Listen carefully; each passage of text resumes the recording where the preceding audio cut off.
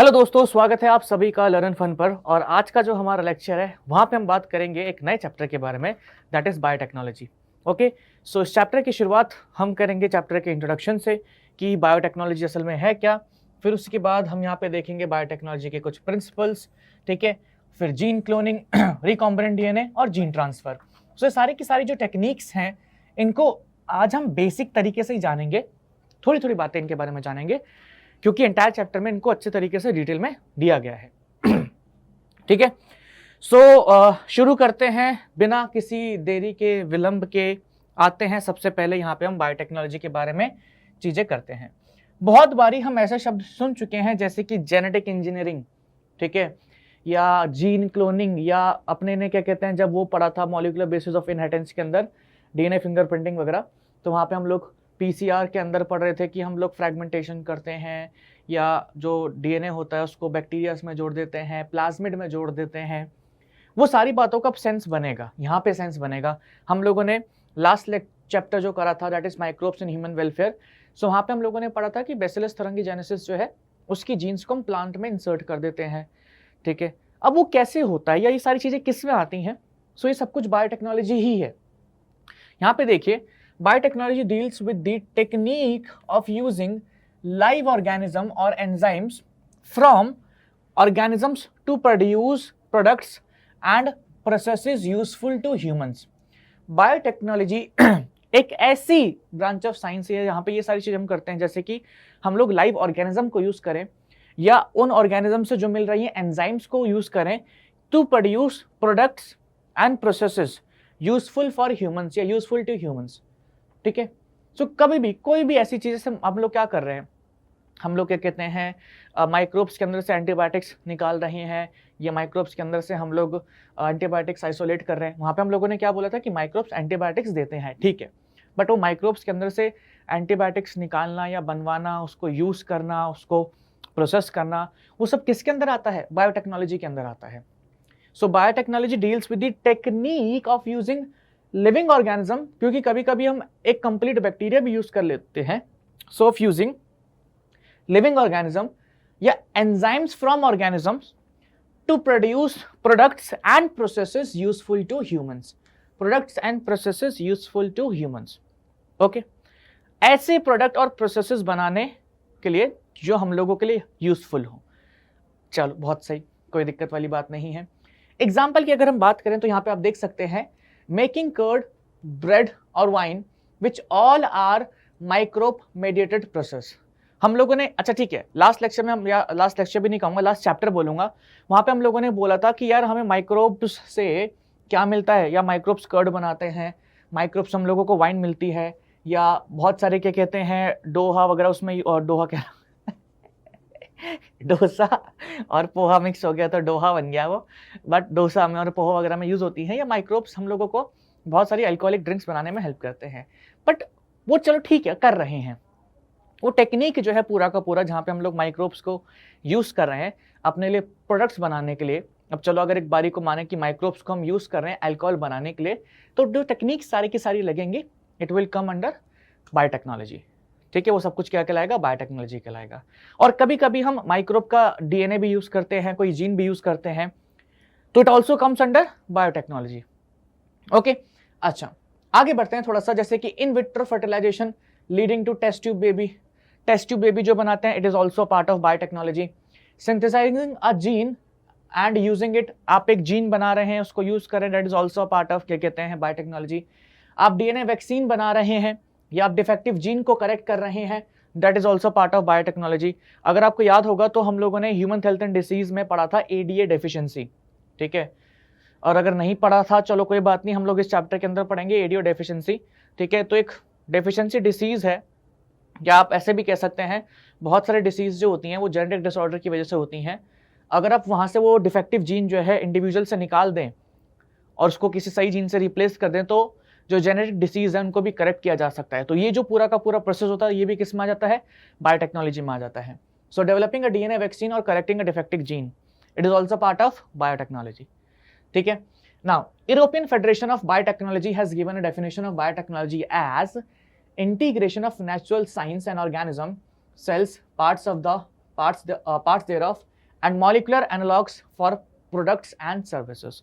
पहली डेफिनेशन हम लोगों ने क्या पढ़ा कि बायोटेक्नोलॉजी होती है deals with the technique of using living organism और enzymes from living organism to produce product and processes useful to humans. पहली डेफिनेशन ये थी। यूरोपियन फेडरेशन ऑफ बायोटेक्नोलॉजी ने क्या बोला कि भाई बायोटेक्नोलॉजी क्या होता है, यहाँ पे आप नेचुरल साइंस का इंटीग्रेशन करते हैं किसके साथ, ऑर्गेनिजम्स के साथ, चाहे बैक्टीरिया ले लो या सेल, प्रोकैरियोटिक सेल ले लो कोई, उनके पार्ट्स देयर ऑफ एंड उनके मॉलिक्यूलर एनालॉग्स, मतलब उनके अंदर जो मॉलिक्यूल्स वगैरह हैं वो किसके लिए, प्रोडक्ट्स के लिए और सर्विसेज के लिए, हमारी प्रोडक्ट्स के लिए और सर्विसेज के लिए। तो दोनों की दोनों डेफिनेशन कहीं ना कहीं सेम ही है। वहाँ पे बस क्या बोला था कि आप लिविंग ऑर्गेनिज्म को या उसके एंजाइम्स को यूज कर रहे हैं। यहाँ पे बोला गया है इंटीग्रेशन कर रहे हैं किसका, हम नेचुरल साइंसेस का, किसके साथ, ऑर्गेनिजम्स के साथ, उसके सेल के साथ या उसके कुछ पार्ट्स के साथ या उसके मॉलिक्यूलर एनालॉग्स या उसकी बॉडी के अंदर जो मॉलिक्यूल्स मिल रहे हैं उनके साथ, to produce products and services. ये हमारा क्या कहलाता है, बायोटेक्नोलॉजी कहलाता है।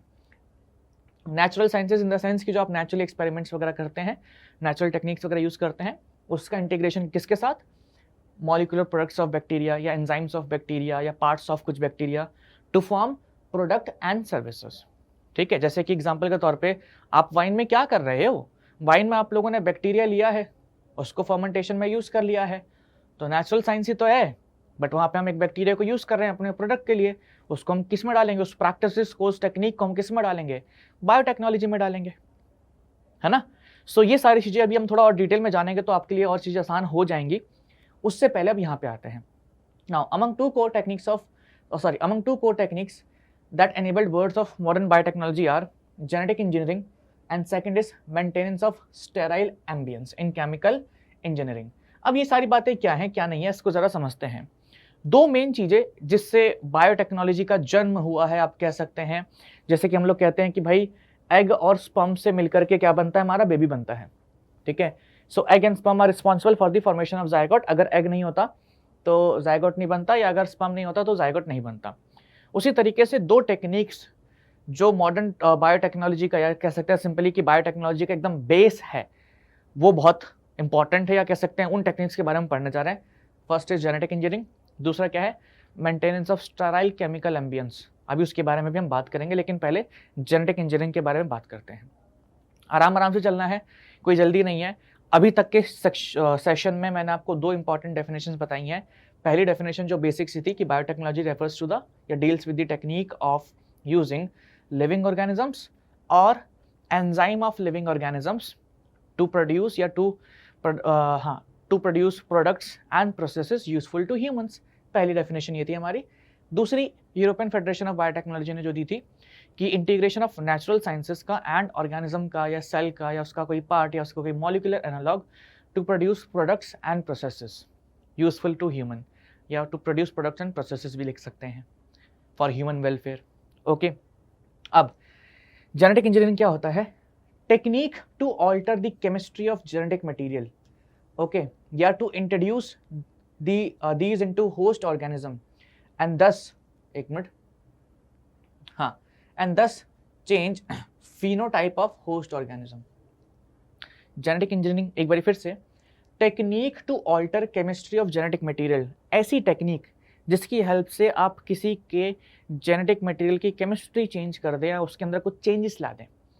आप उसके डीएनए को कट कर सकते हैं, आप उसके डीएनए में कुछ ऐड कर सकते हैं, है ना, या आप इन जेनेटिक मटेरियल को इंट्रोड्यूस कर दे किसी होस्ट में, यानी कि किसी का जीन है आपने मेरी बॉडी के अंदर इंट्रोड्यूस कर दिया, एंड दस change the phenotype of organism, और मेरा फिनोटाइप जो है वो चेंज हो जाएगा, फिजिकल अपीयरेंस चेंज हो जाएगी। एग्जांपल के तौर पे इसको ऐसे समझते हैं कि मान लो मेरे अंदर जो ग्रोथ वाली जीन है या हाइट वाली जीन है वो डिफेक्टिव है, मेरी हाइट छोटी सी है, वैसे है नहीं, I am 6 feet tall, but still consider an example कि अगर किसी की हाइट बहुत छोटी है, ठीक है, आप लोग क्या कहते हैं बिग बॉस वगैरह देखते होंगे, उनके अंदर कोई कंटेस्टेंट्स वगैरह आते रहते हैं। अभी कुछ रिसेंट उसमें अब्दुल रोज़ैक करके कंटेस्टेंट आए हैं, वो बहुत ही बड़े इंस्टा फिगर भी हैं।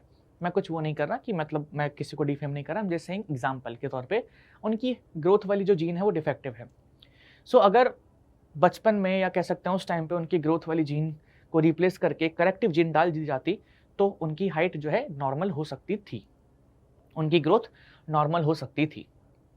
ठीक है, तो हमने क्या करा, उनकी जो स्मॉल हाइट थी उसको टॉल कर दिया। हमने क्या चेंज कर दिया, फिनोटाइप चेंज कर दिया, फिजिकल अपीयरेंस चेंज कर दिया। ठीक है, तो ड्वार्फ को हमने टॉल करवा दिया। प्लांट में भी आप ऐसे कर सकते हैं। एग्जांपल के तौर पे अगर कोई पी प्लांट है हमारा, ड्वार्फ है, उसके अंदर आप टॉल वाली जीन इंट्रोड्यूस कर दिए, कब, जाइगोट लेवल पे ही। अब आप बोलोगे भैया जाइगोट लेवल पे ही क्यों इंट्रोड्यूस करना है, बड़े होके भी तो इंट्रोड्यूस कर सकते हैं। बड़े होके इंट्रोड्यूस कर सकते हैं, लेकिन आप खुद सोचिए कि हमें हर एक सेल के अंदर जीन पहुंचानी है, या स्पेसिफिकली हमारे जो ग्रोथ सेंटर्स वाले सेल हैं, ठीक है, या जहाँ पे ग्रोथ होती है, जो चीज़ें ग्रोथ के लिए रिस्पॉन्सिबल है, वहाँ पे तो हम लोगों को ग्रोथ वाली जीन डालनी पड़ेगी, उन सेल्स में तो डालनी पड़ेगी।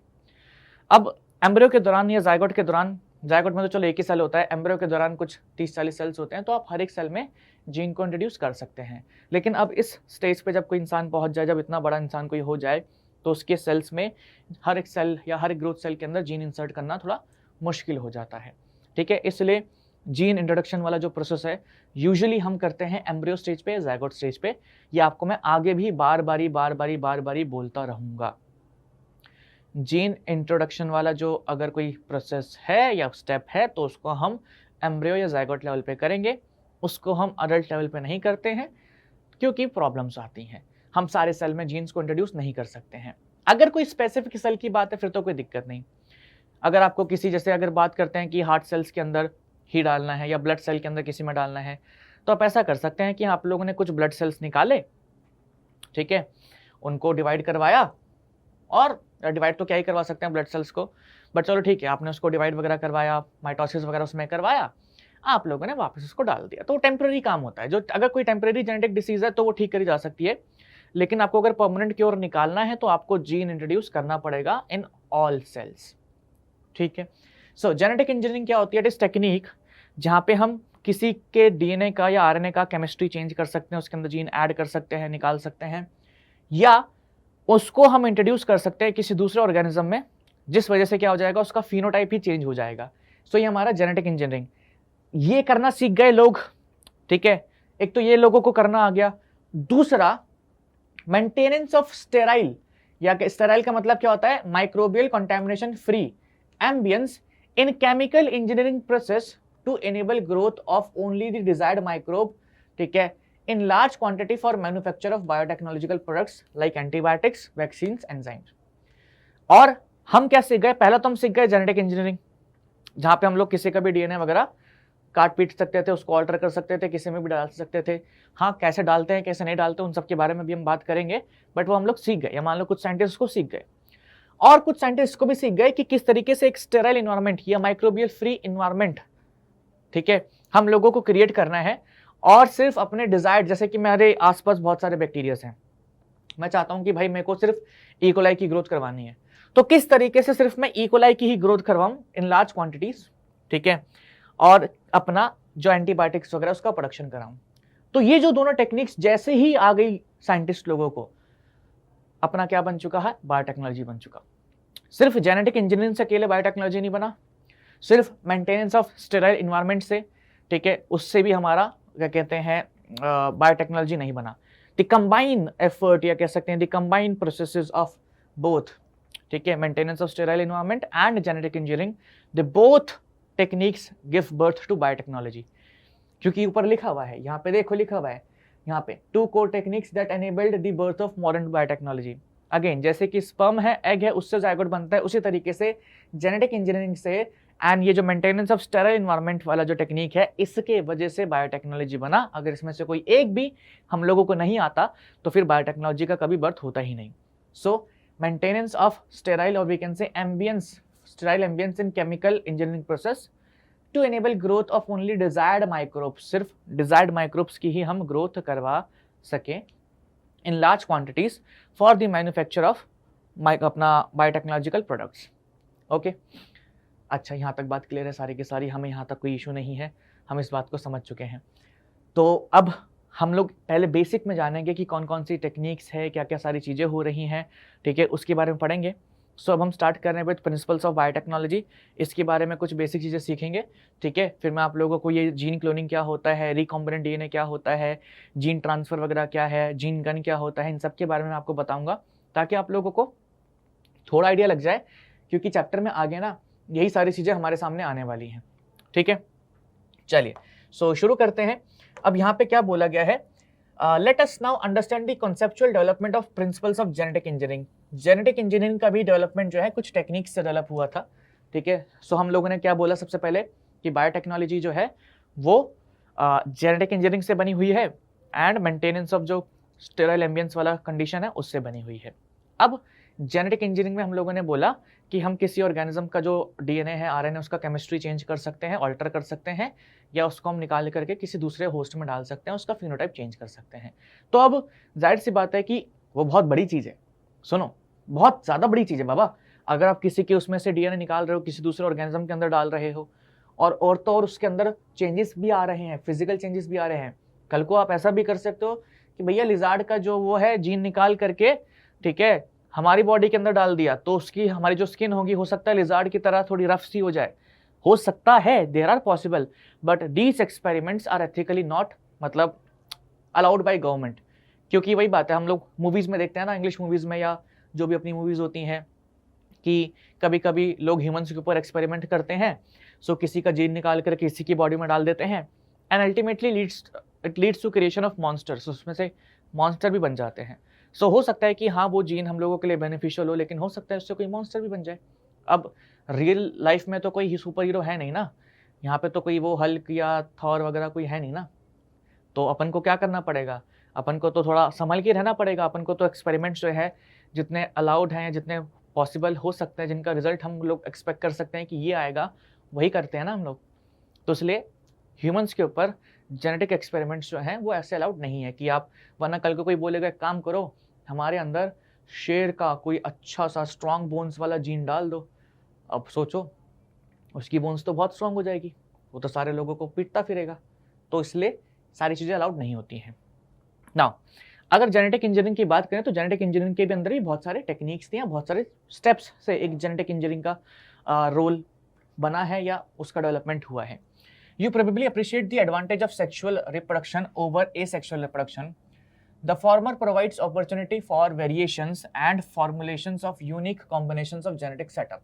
ठीक है, some of which may be beneficial to the organism as well as the population. So हम लोग हमेशा बोलते हैं कि जो sexual reproduction है it is better than asexual reproduction. Again, the reason is कि जो sexual reproduction होता है वहाँ पे हम लोगों को recombinations वगैरह देखने को मिलते हैं।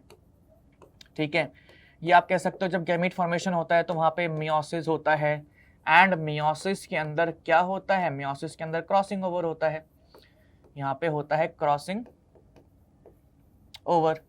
सो हम हमेशा कहते हैं कि यार sexual reproduction is better than asexual reproduction, sexual reproduction is better than asexual reproduction. So यहाँ पे क्या बोला गया है, you probably appreciate the advantage of sexual reproduction over asexual reproduction. क्यों? The former in the sense कि asexual, the former provides या the sexual reproduction provides opportunity for variations and formulation of unique combinations of genetic setup. Now, some of which may be beneficial to organism as well as population. Asexual reproduction preserve करते हैं genetic information, while sexual reproduction जो होते हैं permits करते हैं variation. ठीक है, so asexual reproduction के अंदर ऐसा कुछ changes हम लोग को देखने को नहीं मिलते। So over the generation same he information transfer हो रही होती है। हाँ, अगर कोई डीएनए कॉपी के अंदर एरर आ गया that is different thing, but over the generation same ही इंफॉर्मेशन ट्रांसफर हो रही होती है। Traditional hybridization procedure in plants and animal breeding very often lead to inclusion and multiplication of undesirable genes along with desired jeans.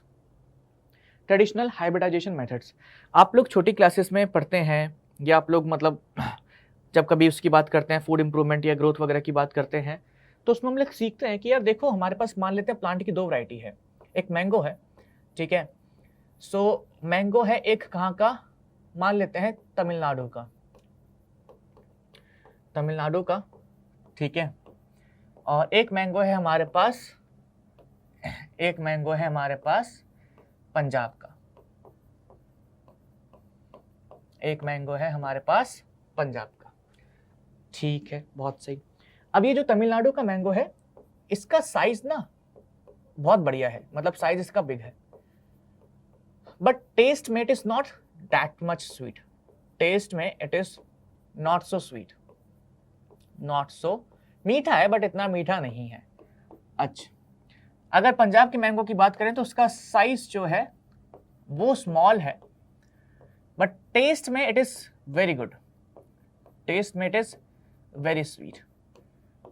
तो traditional method के according हम क्या करते हैं, और मैं आप लोगों को इतना डिटेल में नहीं बताऊंगा कि हाँ भाई हमारे जो फ्लावर्स होते हैं उसके पास स्टेमन्स होंगे, उसके पास पिस्टल होंगे, इसके पास भी क्या होगा, इसके पास भी स्टेमन है, इसके पास भी पिस्टल है, ठीक है। तो हम क्या करेंगे, इमैस्कुलेशन करेंगे, ठीक है, या रिमूवल ऑफ मेल पार्ट कर देंगे एक उससे, और इसके पोलन ग्रेन से लेकर के इस पर डाल देंगे। आप लोगों ने sexual reproduction in flowering plants के अंदर अच्छे तरीके से पढ़ा है, इमैस्कुलेशन, बैगिंग या जो हाइब्रिडाइजेशन वगैरह होता है आप लोगों ने अच्छे तरीके से वहाँ पे पढ़ा है। बस मैं आप लोगों को याद दिला रहा था कि हाँ भाई ऐसा कुछ भी हम कर सकते हैं या किया जाता है, ठीक है। सो ऐसे करके अपन एक नई वैरायटी बना सकते हैं, और हो सकता है कि उस वैरायटी के अंदर हम लोगों को क्या देखने को मिलेंगे, बड़े आम देखने को मिलेंगे जो कि बहुत स्वीट होंगे। लेकिन पॉसिबिलिटी ये थोड़ी ना, या सिर्फ पॉसिबिलिटी ये भी है ना कि हम लोगों को छोटे आम मिल जाए और वो स्वीट भी ना हो, तो ये भी तो पॉसिबिलिटी बनती है ना। तो यहाँ पे यही बात बोली गई है कि जो ट्रेडिशनल हाइब्रिडाइजेशन प्रोसीजर्स थे, ठीक है, किसके अंदर, प्लांट्स के अंदर या एनिमल्स के अंदर, एनिमल ब्रीडिंग में बहुत यूज करे हैं। इसके केस में क्या हो रहा था, it very leads to inclusion and multiplication of undesirable genes along with desirable genes. So यहाँ पे क्या होता था कि हमारी अनडिजायर्ड जीन्स भी एनिमल्स के अंदर आ जाती थी। सो हमको अनडिजायर्ड जीन्स नहीं चाहिए ना, अरे हमारी डिजायरेबल आ रही है ठीक है, लेकिन अनडिजायर्ड भी आ जाती थी। Techniques of genetic engineering which includes creation of recombinant DNA या use of gene cloning and gene transfer overcome this limitation and allow us to isolate and introduce only one or set of desirable genes without introducing undesirable gene into the target organism। ये सारी की सारी कहानी हम लोगों को क्यों बतानी गई है या क्यों बता रहे हैं, ये इतना सब कुछ घुमा करके यहाँ पे क्यों लेके आए हैं कि जब हम ट्रेडिशनल ब्रीडिंग करते हैं, जैसे कि आप लोगों ने एनिमल हस्बेंड्री के अंदर अपनी छोटी क्लासेस में, ठीक है, जब इंप्रूवमेंट इन फूड रिसोर्सेज पढ़ते हैं 9th और 10th में, तो एनिमल हस्बेंड्री में आप लोगों ने सुना होगा कि यार गांव में होता भी है ये बहुत ज़्यादा कि हाँ आपके पास एक अच्छा सा बुल है, स्ट्रॉन्ग बुल है, और यहाँ पे एक स्ट्रॉन्ग क्या कहते हैं फीमेल काव है, उसको ला करके रिप्रोड्यूस करवा देते हैं, हाइब्रिडाइज करवा देते हैं। होता है ये हम लोगों को पता है। लेकिन इस ट्रेडिशनल ब्रीडिंग प्रोसेस के अंदर अगेन अनडिजायरेबल और डिजायरेबल जीन्स दोनों आते हैं, या दोनों ही आने के चांसेस बनते हैं, ठीक है, और दोनों ही फिर मल्टीप्लाई करते हैं ऑफस्प्रिंग के अंदर। लेकिन जेनेटिक इंजीनियरिंग ने क्या हम लोगों को हेल्प कर दी है कि यार मेरे को पता है कि मेरे लिए ये वाला जीन काम का है, तो मैं अनडिजायरेबल जीन के ऊपर फोकस ही क्यों करूं, मैं वो जीन निकालता हूं और होस्ट में डाल देता हूं। क्योंकि जेनेटिक इंजीनियरिंग में क्या हो रहा था, यही तो हो रहा था ना, change the chemistry of genetic material, या आप उस आरएनए को या डीएनए को निकालो, जेनेटिक मटेरियल को निकालो, किसी होस्ट में इंसर्ट कर दो, यही तो था जेनेटिक इंजीनियरिंग। तो जेनेटिक इंजीनियरिंग के अंदर भी और बहुत सारे स्टेप्स होते हैं, जैसे यहाँ पे दे रखा है creation of recombinant DNA, gene cloning, gene transfer. क्योंकि ये जो हम बात कर रहे हैं ना कि डीएनए निकाला और किसी और में डाल दिया, हलवा नहीं है कि मम्मी ने कढ़ाई से निकाला और आपको परोस दिया, आपने खा लिया, ठीक है, बहुत ज़्यादा ही सेंसिटिव प्रोसेस है और बहुत सारे मल्टीपल इसमें स्टेप्स लगे होते हैं। तो हमें हर एक स्टेप्स के बारे में जानना है। पूरा का पूरा चैप्टर जो है it is based on the two things, genetic engineering and maintenance of sterile ambience. और जेनेटिक इंजीनियरिंग के अंदर बहुत सारे स्टेप्स हैं, आप एक बार वो पूरे के पूरे स्टेप्स समझ जाएंगे, आपको पूरा का पूरा बायोटेक आ जाएगा। मेंटेनेंस ऑफ स्टेराइल एम्बियंस में भी क्या ही है, उसमें भी कुछ खास नहीं है, ठीक है, वो बहुत ईजी है। तो हमारा जो मेन फोकस रहेगा यहाँ पे जेनेटिक इंजीनियरिंग पे ही रहेगा और उसके स्टेप्स के ऊपर ही रहेगा, प्रिंसिपल्स ऑफ जेनेटिक इंजीनियरिंग, कौन कौन से स्टेप्स इन्वॉल्व है उन्हीं के ऊपर रहेगा। सो अभी हम लोगों ने बात करी कुछ टर्म्स की, that is creation of recombinant DNA. तो रिकॉम्बिनेंट डीएनए क्या होता है आपको मैं बताऊंगा अभी, जीन क्लोनिंग, जीन ट्रांसफर, ये सब चीज़ें क्या होती हैं ये मैं आपको बताने जा रहा हूँ। हालांकि मैं पहले ही बता दूं कि ये चैप्टर में आप लोगों को आगे भी एक दो बारी मिलेगा, सो वहाँ पे मैं इतना डिटेल में एक बारी फिर से बता दूंगा नेक्स्ट टाइम भी, लेकिन तीसरी बारी में आपको डिटेल में नहीं बताऊंगा क्योंकि जाहिर सी बात है कि आप लोग इसको 2 बारी सुन चुके हैं। डाउट होना एक अलग बात है, अगर आप ध्यान से सुन नहीं रहे हैं तो वो एक अलग बात है। चलिए अब रिकॉम्बिनेंट डीएनए हमारा असल में होता क्या है, क्या नहीं होता है, इसके बारे में जरा समझते हैं।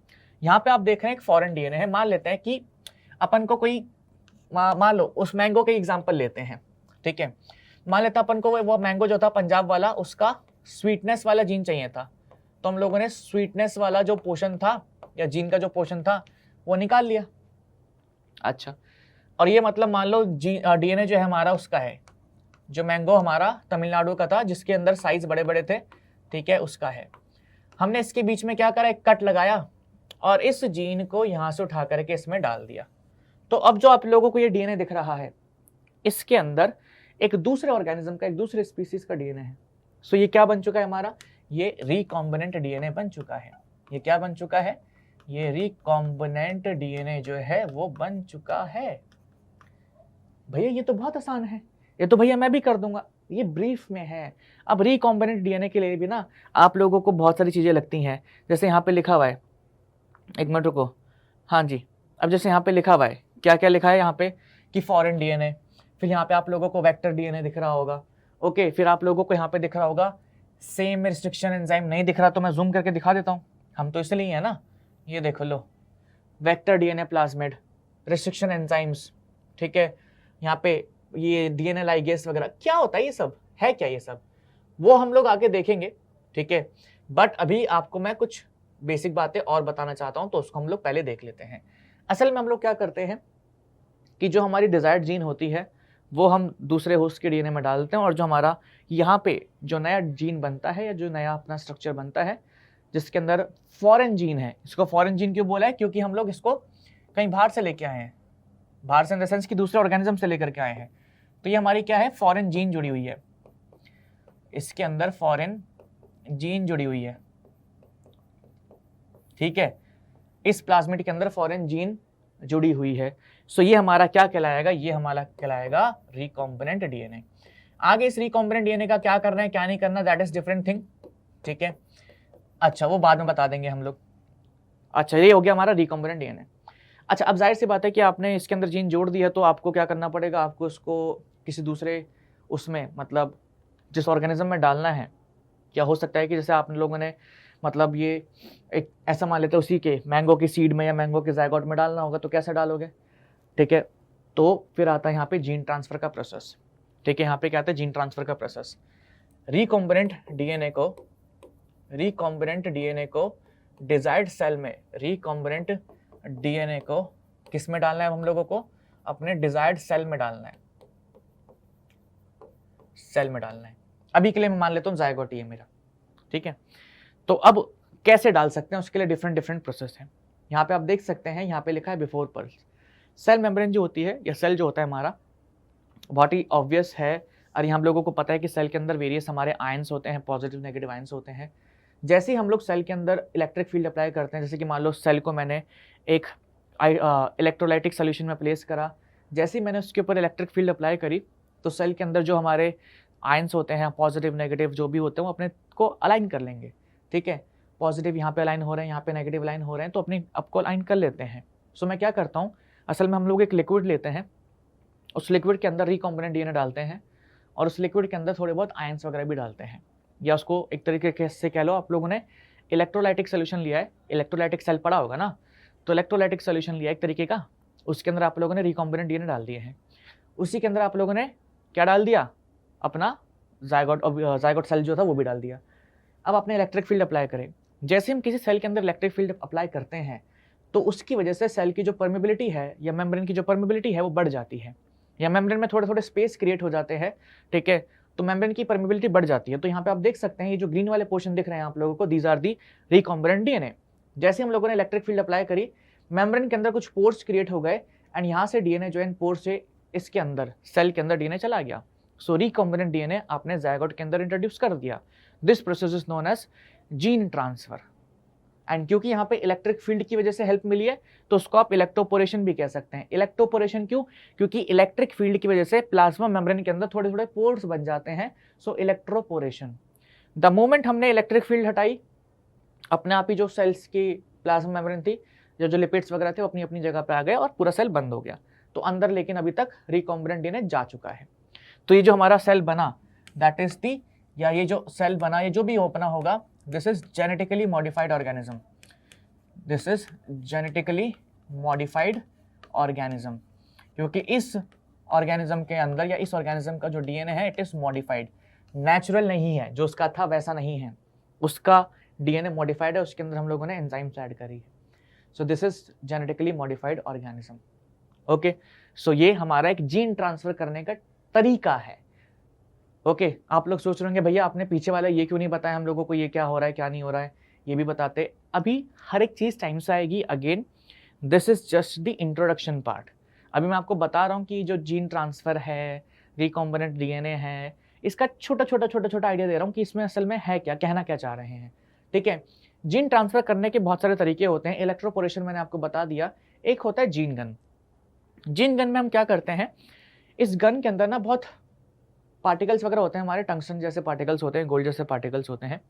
ठीक है, उसके ऊपर डीएनए रैप कर देते हैं, जो रिकॉम्बिनेंट डीएनए होता है उसके ऊपर रैप कर देते हैं। और यहाँ पे देख सकते हैं गन से उन पार्टिकल्स को बम्बार्ड करते हैं हम अपने प्लांट सेल के ऊपर या एनिमल सेल के ऊपर, जिस पे भी डालना होता है। तो जो पार्टिकल होता है हमारा, वो सेल की मेम्ब्रेन को पेनिट्रेट करता हुआ अंदर जाता है, और वो डीएनए जो है वो भी अंदर चले जाता है। ठीक है, आप कहेंगे भैया हम गोल्ड जैसे पार्टिकल्स को क्यों यूज़ करते हैं, क्योंकि वो अनरिएक्टिव होते हैं, तो उनका बॉडी के अंदर जाने से कोई फर्क इतना पड़ता नहीं है, किसी के साथ वो रिएक्ट करते नहीं है। ठीक है, सो इस वजह से हम लोग ऐसे पार्टिकल्स का यहाँ पे यूज़ करते हैं। तो जीन गन के अंदर हम लोग हाई स्पीड पार्टिकल्स को यूज़ कर रहे हैं। उसके अंदर हम लोग बस उसके ऊपर या पार्टिकल्स के ऊपर या जो एलिमेंट्स हैं उनके ऊपर हम लोग क्या कर रहे हैं, डीएनए को रैप कर देते हैं। ओके, एक और कंडीशन होता है हमारा, that is micro injection. Micro injection की हेल्प से हम लोग क्या करते हैं, अपना जो डिजायर्ड सेल होता है, डिजायर्ड सेल्स, जैसे कि आप लोगों ने वो पढ़ा है ना, इंट्रासाइटोप्लाज्मिक स्पर्म इंजेक्शन। तो इंट्रासाइटोप्लाज्मिक स्पर्म इंजेक्शन में हम लोग क्या करते हैं, ओवम के अंदर सीधा स्पर्म को डाल देते हैं, ओवम के एक सेल के अंदर सीधा स्पर्म का न्यूक्लियस डाल देते हैं। तो उसी तरीके से यहाँ पे हम लोग क्या करते हैं, एक माइक्रो नीडल होती है हमारी, या माइक्रो नीडल इंजेक्शन होता है, उसके थ्रू जो हमारा रिकॉम्बिनेंट डीएनए है वो डिजायर्ड सेल के न्यूक्लियस में डाल देते हैं, काम हो जाता है अपना। ये सबसे आसान काम है, बट काफ़ी प्रिसीजन का काम है, क्योंकि एक सेल को देखना, उसके न्यूक्लियस के अंदर मतलब नीडल से डीएनए डालना बहुत मुश्किल चीज़ होती है। हाथ आपका बार बार हल्का हल्का हिलता रहता है, क्योंकि वो तो माइक्रो लेवल पे काम हो रहा है ना। कुछ सेल्स तो बहुत छोटे होते हैं, आंखों से नहीं दिख रहे हैं वो तो आप उसके अंदर हल्का सा भी, अभी मेरे हाथ में बिल्कुल मूवमेंट नहीं हो रहा, मेरे हाथ में बिल्कुल भी ऐसा मूवमेंट नहीं हो रहा, लेकिन इसके अंदर बहुत सारी वाइब्रेशंस हो भी रही हैं। इसको माइक्रोस्कोपिक लेवल पे अगर आप देखेंगे तो हो सकता है आप लोगों को वाइब्रेशंस दिखाई दे, लेकिन अभी ऐसे पता नहीं लगेगा। तो ये काम थोड़ा प्रिसीजन का होता है, थोड़ा मुश्किल होता है ये काम। ठीक है, अच्छा, सो प्रिंसिपल्स ऑफ बायोटेक्नोलॉजी पे आगे चलते हैं। यहाँ पे अब क्या बोला है, do you know likely the fate of piece of DNA. अब सवाल यहाँ पे ये बात करी गई है कि यार चलो ठीक है, मतलब आप लोगों ने डीएनए डाल दिया किसी तरीके से, ठीक है, थोड़ा सा और एक स्टेप आगे बढ़ते हैं। हम लोगों ने बोला कि चलो ठीक है, रिकॉम्बिनेंट डीएनए बनाना पड़ेगा। हम लोगों ने बेसिक आइडिया ले लिया कि क्या होता है रिकॉम्बिनेंट डीएनए, चलो बना लिया। अच्छा, फिर हम लोगों ने बोला कि उसको इंट्रोड्यूस करना पड़ेगा किसी उसके अंदर, दूसरे सेल के अंदर, जीन ट्रांसफर करना पड़ेगा, चलो कर लिया। अब अगर जीन ट्रांसफर हो गया या हमारा जो रिकॉम्बिनेंट डीएनए है अगर वो सेल के अंदर चला गया, तो क्या सही में मतलब बेनिफिट होगा हम लोगों को, या कह सकते हैं सही में मतलब काम बनेगा, रिकॉम्बिनेंट डीएनए डालने से काम हो जाएगा, मतलब इज इट पॉसिबल? सी, दो चीजें हैं। अगर आप डीएनए को न्यूक्लियस में पहुंचा रहे हैं तो काम बन जाएगा, क्योंकि न्यूक्लियस के अंदर प्रेजेंट होती है हमारी RNA polymerase enzyme, sorry DNA polymerase enzyme. वो रेप्लिकेशन करवाएगी, उससे बनेगा हमारा क्या, आरएनए, या रेप्लिकेशन करके या वहाँ पे भी हमारी आरएनए पॉलीमरेज एंजाइम होती है, तो अपना बनेगा एमआरएनए। एमआरएनए न्यूक्लियस से बाहर आएगा, बनेगा हमारा protein. Molecular basis of inheritance के अंदर ये सारी बातें हम लोग अच्छे से सीख चुके हैं। So do you know likely the fate of piece of DNA which is somehow transferred into alien organism. मतलब हम लोगों ने डीएनए डाल दिया किसी भी ऑर्गेनिज्म के अंदर, तो उसका होगा क्या यार, क्या हो सकता है? देखो, मोस्ट लाइकली, एक बार इसको रीड करते हैं, काफी अच्छा चीज है ये। Most likely the piece of DNA would not be able to multiply itself in the progeny cells of the organism, but when it is integrated to the genome of recipient, it may multiply and be inherited along the host DNA. Most of the case में हो सकता है हमारा जो DNA है वो multiply ही ना करे। क्यों नहीं मल्टीप्लाई करेगा? क्योंकि एक बहुत इंपॉर्टेंट चीज हम लोगों ने पढ़ी थी कि डीएनए रेप्लिकेशन के लिए या आरएनए मतलब ट्रांसक्रिप्शन के लिए ओरिजिन ऑफ रेप्लिकेशन या ORI सीक्वेंस, जिसको हम कहते हैं प्रमोटर रीजन पे जो प्रेजेंट होता है, वो होना जरूरी है। और इस डीएनए के अंदर तो पता नहीं है भी या नहीं भी, क्योंकि ये तो हम लोगों ने बस ऐसे जोड़ दिया है। ठीक है, तो अगर उसने खुद को होस्ट के डीएनए के साथ जोड़ लिया, जैसे आप लोगों ने मेरी बॉडी के अंदर रिकॉम्बिनेंट डीएनए डाला, अगर वो डीएनए आकर के मेरी बॉडी में जुड़ जाता है तो चलो, या सॉरी मेरी बॉडी के डीएनए से जुड़ जाता है तो ठीक है। क्यों? क्योंकि मेरी बॉडी के डीएनए में ओरिजिन ऑफ रेप्लिकेशन है, अगर वो डीएनए आकर के जुड़ेगा मेरे डीएनए से तो उसका भी रेप्लिकेशन हो जाएगा और फिर फर्दर नेक्स्ट जनरेशन में भी जाएगा, तो काम हो जाएगा। लेकिन अगर नहीं जुड़ता है तो फिर क्या करें यार, ये तो दुविधा हो गई है। और आपको इसी दुविधा पे हम छोड़ेंगे, हम आगे नहीं लेके जाएंगे अभी। This is because the alien piece of DNA has become part of chromosome which is ability to replicate. In chromosome there is specific DNA sequence जिसको हम कहते हैं ओरिजिन ऑफ रेप्लिकेशन, जो रिस्पॉन्सिबल होता है फॉर इनिशिएटिंग रेप्लिकेशन। अच्छा, एक छोटा सा सोल्यूशन भी चलो मैं दे देता हूँ। अपन को पता है कि ओरिजिन ऑफ रेप्लिकेशन पे क्या सीक्वेंस होता है। आप कहेंगे नहीं पता, मैं कहूँगा पता है। आप कहेंगे नहीं पता, मैं कहूँगा पता है। फिर से कहोगे नहीं पता, मैं कहूँगा पता है। ह्यूमन जीनोम प्रोजेक्ट, हम लोगों ने जब ह्यूमन जीनोम प्रोजेक्ट करा था तो हम लोगों ने अपने एंटायर डीएनए की सीक्वेंसिंग करी थी, तो वहाँ से हमको पता लग गया है कि ORI पे क्या न्यूक्लियस का क्या बेसिस का सीक्वेंस होता है।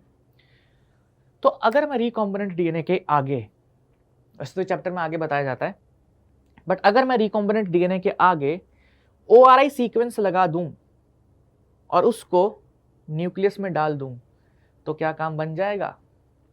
बताना मुझे कमेंट सेक्शन में, बनेगा नहीं बनेगा, और मैं आपको ये कल बताऊंगा कि काम बनेगा या नहीं बनेगा। अब यहाँ पे होस्ट से कोई रिलेशन ही नहीं है ना।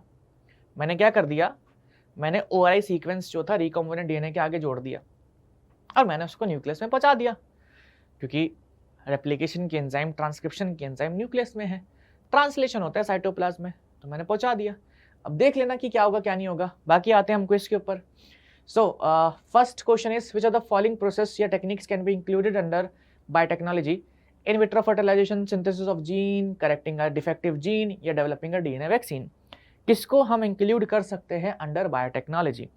ठीक है, so in vitro fertilisation, synthesis of gene, correcting a defective gene या developing a vaccine. First and second, third and second and third, third and fourth, या फर्स्ट सेकंड थर्ड फोर्थ।